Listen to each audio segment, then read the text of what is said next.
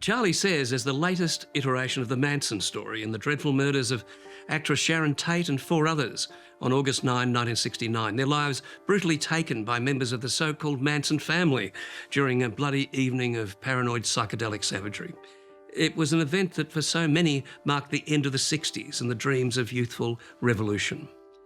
The difference with Charlie Says is that director Mary Harron and her writer Guinevere Turner frame their Manson story as a compelling narrative about power and the way it's taken and surrendered.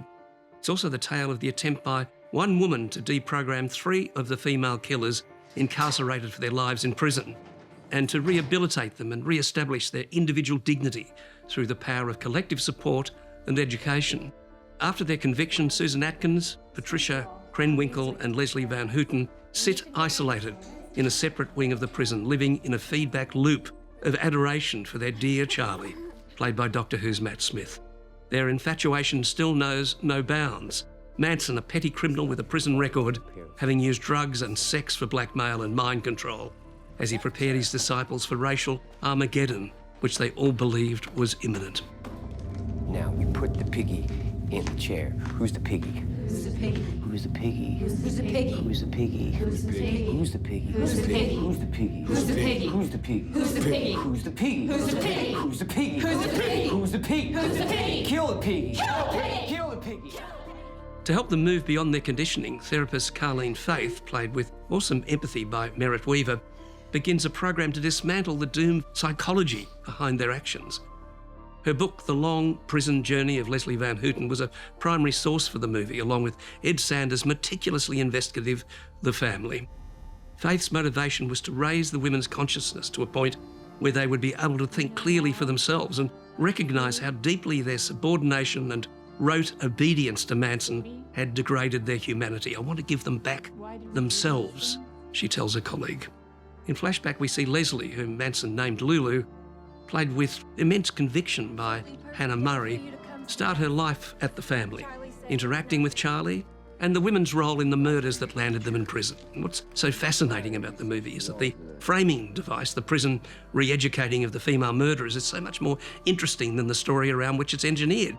That may be the fault, to some extent, of Smith's casting as Manson. He lacks the murderous charisma, and his line-to-line of pseudo-guru babble is hardly convincing. See, I didn't mind him at all. And at one stage I thought, I am actually much more interested in the prison sequences than in Life at Spahn Ranch. But in fact, they both inform the other.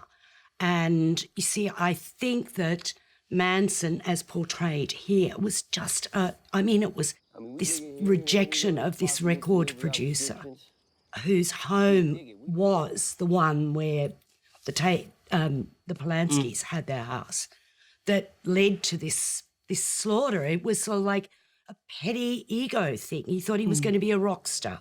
Yes, he did. And I thought that was brought out really interesting. I think Merritt Weaver is fantastic as Carleen Faith. I think the performances are great. I love the way the prison sequences are shot.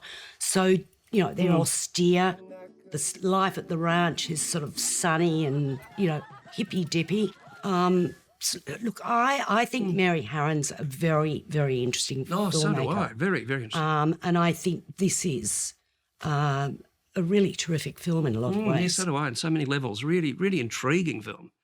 And you see, I think that what Carleen Faith wanted to do was make these women get out of this mind loop they were in so that they could truly suffer the consequences of their actions, which is acknowledging the horrendous nature of what they had actually done. She makes that point, doesn't she, to a colleague in the film. She says, well, if I bring them out of themselves, they will actually realise what they've done and they will become responsible and they will have to live with it. Their punishment. Their punishment. Yes, it's almost a biblical element to it in that sense. I'm giving it 4 stars. I'm giving it 4 as well. This is fine work. If I succeed in making them really accept what they did,